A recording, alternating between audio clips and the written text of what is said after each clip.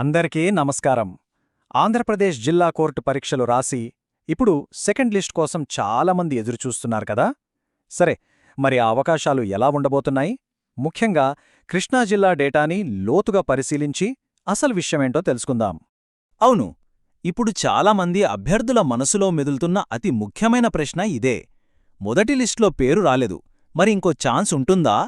దీనికి సమాధానం తెలుసుకోవాలంటే మనం ఖచ్చితంగా కృష్ణా జిల్లా డేటాని ఒకసారి చూడాల్సిందే.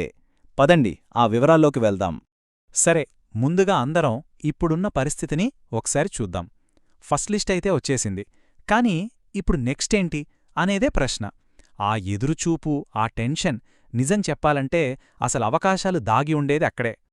ఈ వెయిటింగ్ పీరియడ్ అనేది చాలా చాలా ఇంపార్టెంట్. ఎందుకంటే ఫస్ట్ లిస్ట్లో సెలెక్ట్ అయ్యి కూడా ఎంతమందైతే జాయిన్ అవ్వలేదో ఆ నంబరే సెకండ్ లిస్ట్లో మిగతా వాళ్ళకి ఛాన్సులు క్రియేట్ చేస్తుంది. Simple logic. ఆ గ్యాప్ ఎంత ఎక్కువగా ఉంటే అవకాశాలు అంత పెరుగుతాయి. రైట్, ఇక అసలు మ్యాటర్లోకొచ్చేద్దాం. కృష్ణా జిల్లాలో జూనియర్ అసిస్టెంట్ పోస్టుల లెక్కలు చూద్దాం. ఆ నంబర్స్ని బట్టి మనకు అవకాశాలు ఎక్కడున్నాయో ఒక క్లారిటీ వస్తుంది. చూడండి, కృష్ణా జిల్లాలో మొత్తం జూనియర్ అసిస్టెంట్ పోస్టులు 25. నెంబర్ చూడ్డానికి చిన్నగానే అనిపించొచ్చు, కానీ అసలు కథ ఇక్కడే మొదలవుతుంది. ఈ 25 పోస్టుల నుంచే కొత్త అవకాశాలు ఎలా పుడతాయో చూద్దాం. ఇక్కడే ఫస్ట్ ట్విస్ట్. సెలెక్ట్ అయిన 25 మందిలో డాక్యుమెంట్ వెరిఫికేషన్కి వచ్చింది కేవలం 18 మందే. అంటే ఇంకా ప్రాసెస్ స్టార్ట్ అవ్వకముందే మన చేతిలో ఏకంగా 7 ఖాళీలు రెడీగా ఉన్నాయన్నమాట. ఈ 7 వేకెన్సీస్ బ్రేకప్ చూడండి. ఇక్కడే ఉంది అసలు పాయింట్. బీసీడీలో 1, ఎస్టీలో 1 పోతే మిగిలిన 5 ఖాళీలు ఓపెన్ కేటగిరీవి. గుర్తుపెట్టుకోండి, ఈ 5 ఓపెన్ వేకెన్సీలే మొత్తం గేమ్ని మార్చబోతున్నాయి. అసలు మ్యాజిక్ అంతా ఇక్కడే జరుగుతుంది. అయితే ఈ 7 ఖాళీలను డైరెక్ట్గా ఫిల్ చేయరు. ఇక్కడే స్కేలింగ్ అనే ఒక చాలా ముఖ్యమైన రూల్ పిక్చర్లోకి వస్తుంది. ఈ స్కేలింగ్ అంటే ఏంటో అర్థం చేసుకుంటేనే మనకు మొత్తం సీన్ క్లియర్గా అర్థమవుతుంది. సింపుల్గా చెప్పాలంటే, ఎవరైతే ఎక్కువ మార్కులు తెచ్చుకున్నారో వాళ్ళు ఏ కేటగిరీ అయినా సరే ఓపెన్ కేటగిరీ పోస్ట్కి వెళ్లే అవకాశం ఇవ్వడమే ఈ స్కేలింగ్. మెరిట్కే ఫస్ట్ ప్రియారిటీ అన్నమాట. ఈ ప్రాసెస్ ఒక చైన్ రియాక్షన్ లాంటిది. చూడండి, స్టెప్ 1 ఓపెన్ కేటగిరీ పోస్ట్ ఖాళీ అయింది. స్టెప్ 2 నెక్స్ట్ హయ్యెస్ట్ మార్కులు ఎవరికున్నాయో చూస్తారు. ఏ కేటగిరీ అయినా పర్లేదు. స్టెప్ 3 ఆ క్యాండిడేట్ ఓపెన్ పోస్ట్లోకి స్కేల్ అప్ అవుతారు. ఇప్పుడు స్టెప్ 4 ఆ క్యాండిడేట్ ఏ కేటగిరీ నుంచైతే వచ్చారో ఆ కేటగిరీలో ఒక కొత్త వేకెన్సీ క్రియేట్ అవుతుంది. చూసారా, ఒక వేకెన్సీ ఇంకో వేకెన్సీకి దారితీస్తుంది. సో ఇక్కడ మనం అర్థం చేసుకోవాల్సిందేంటంటే, ఒక కేటగిరీలో ఖాళీ ఏర్పడితే ఆ కేటగిరీ నుంచే నెక్స్ట్ పర్సన్ని తీసుకుంటారు. అది సింపుల్. కానీ ఓపెన్ కేటగిరీలో ఖాళీ ఏర్పడితే మాత్రం ఈ స్కేలింగ్ ప్రాసెస్ యాక్టివేట్ అవుతుంది. ఇక్కడే అసలు ఆట మొదలవుతుంది. సరే, ఇప్పుడు దాకా థీరీ చూశాం కదా. ఇప్పుడు దాన్ని ప్రాక్టికల్గా అప్లై చేద్దాం. కృష్ణా జిల్లా డేటాని తీసుకుని ఈ స్కేలింగ్ లాజిక్ని వాడితే కొత్త వేకెన్సీలు ఏ ఏ కేటగిరీల్లో వస్తాయో ఖచ్చితంగా అంచనా వేద్దాం. ఈ నెంబర్ బాగా గుర్తుపెట్టుకోండి, 70.55. ఇదే ఓపెన్ కేటగిరీ కటాఫ్ స్కోర్. అంటే ఇప్పుడు ఓపెన్లోకి స్కేలప్ అయ్యేవాళ్లకి ఖచ్చితంగా దీనికన్నా తక్కువ కానీ చాలా దగ్గరగా మార్కులుండాలి. ఇది మనకు ఒక బెంచ్ మార్క్ లాంటిది. ఓకే, 70.55 స్కోర్కి జస్ట్ కింద ఉన్న టాప్ స్కోరర్స్ని చూద్దాం. ఈ స్కోర్ రేంజ్లో ఓపెన్ కేటగిరీ వాళ్ళు లేరనుకుంటే నెక్స్ట్ లైన్లో ఉన్నది వీళ్ళే. చూడండి, ఎస్సీ, బీసీఏ, ఈడబ్ల్యూఎస్, బీసీడీ నుంచి ఒకరి తర్వాత ఒకరు.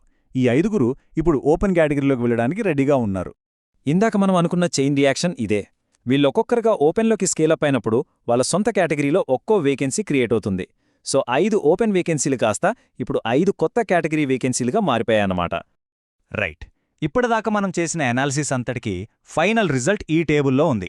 చూడండి, స్కేలింగ్ వల్ల ఏర్పడిన ఖాళీలు ఇంకా డైరెక్ట్గా ఆబ్సెంట్ అవ్వడం వల్ల వచ్చిన ఖాళీలు కలిపితే సెకండ్ లిస్టులో ఏ ఏ కేటగిరీలో ఎన్ని పోస్టులు ఉండొచ్చో ఒక క్లియర్ పిక్చర్ మన ముందుంది. ఉదాహరణకి బీసీడీలో 3, ఎస్టీలో 1 ఇలా. సరే, ఇది జూనియర్ అసిస్టెంట్ కదా. ఇప్పుడు క్విక్గా మరో 2 ఇంపార్టెంట్ టాపిక్స్ చూద్దాం. ఒకటి రికార్డ్ అసిస్టెంట్ పోస్టుల సిచ్యువేషన్, రెండోది ఈ non local quota rule. Record assistant పోస్టుల విషయానికొస్తే ఇక్కడ ఆల్రెడీ 6 వేకెన్సీస్ కన్ఫర్మ్ అయ్యాయి. ఆబ్సెంట్ అయిన వాళ్ళవి ఓపెన్లో 3, ఎక్స్ సర్వీస్మెన్లో 1, బీసీఏ, ఎస్సీ గ్రూప్ 2లో ఒక్కొక్కటి. అంతేకాదు, ఇక్కడ కూడా స్కేలింగ్ జరిగే ఛాన్స్ ఉంది. ఒకవేళ ఈడబ్ల్యూఎస్ నుంచి మంచి స్కోరర్ స్కేలప్ అయితే ఇంకో అడిషనల్ వేకెన్సీ కూడా రావచ్చు. ఇంకో కామన్ డౌట్, ఈ 20% నాన్ లోకల్ కోటా సెకండ్ లిస్ట్కి కూడా సెపరేట్గా అప్లై అవుతుందా?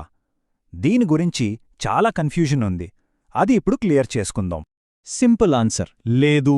నాన్ లోకల్ కోటా అనేది ప్రతి లిస్ట్కి సపరేట్గా క్యాల్కులేట్ చెయ్యరు. మొత్తం నోటిఫికేషన్లో ఉన్న పోస్టుల మీద, అంటే ఇక్కడ 25 పోస్టుల మీద 20% టార్గెట్ని రీచ్ అవ్వాలి.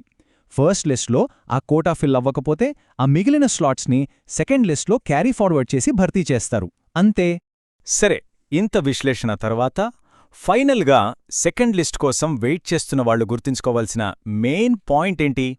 ఇక్కడ తెలుసుకోవాల్సిందేంటంటే, ఈ ఫైనల్ లిస్ట్ అనేది కేవలం ఖాళీగా ఉన్న సీట్లను నింపడం మాత్రమే కాదు, ఇది మెరిట్ ఆధారంగా జరిగే ఒక డైనమిక్ రీషఫిల్. అంటే అసలు అవకాశం లేదు అనుకున్న చోట కూడా ఈ స్కేలింగ్ వల్ల కొత్త అవకాశాలు పుట్టుకొస్తాయి. ఇప్పుడు ఈ స్కేలింగ్ ప్రాసెస్ ఎలా పనిచేస్తుందో తెలిసాక ఎవరి అవకాశాల మీద వాళ్లకుండే ఆలోచనలో మార్పు వస్తుందా? ఇది కేవలం అదృష్టం మీద ఆధారపడిన ఎదురుచూపు కాదు, ఇదొక లాజికల్ ప్రాసెస్, ఒక లెక్క. ఈ విషయం తెలియడం వల్ల ఎవరి అంచనాల్లో వాళ్లు మరింత స్పష్టతతో ఉండొచ్చు. ఈ విశ్లేషణ మీకు ఉపయోగపడిందని ఆశిస్తున్నాం.